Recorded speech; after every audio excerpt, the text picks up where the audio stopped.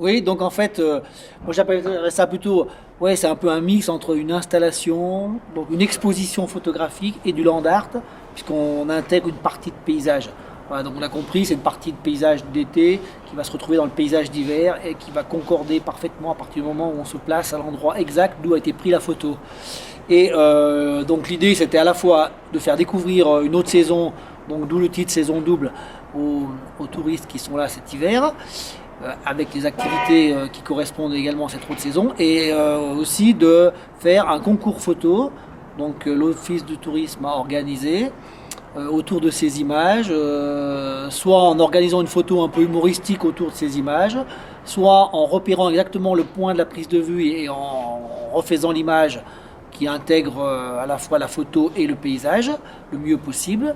Et puis je crois qu'il y a un autre thème pour éventuellement préparer la même exposition mais qui sera mise en place cet été avec une photo d'hiver.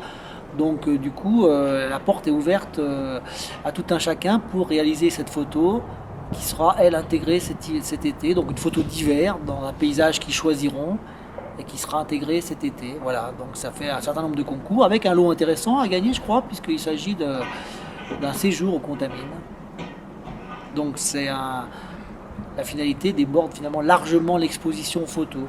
Et pour toi, le travail était intéressant?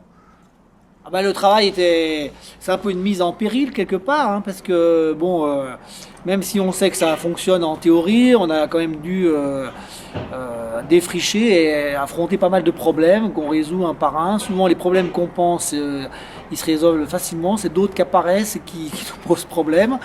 Enfin bref, après avoir posé la première photo, là il semble qu'on ait réussi à faire quelque chose de à peu près cohérent. Ouais. Donc c'est intéressant et puis surtout de mixer. Moi j'aime bien le land art même si je m'appelle Lansard, mais le land art j'aime bien. Et de faire cette espèce de mixte d'installation, d'exposition et de land art. Je trouve que c'est assez intéressant et ça peut aller encore beaucoup plus loin.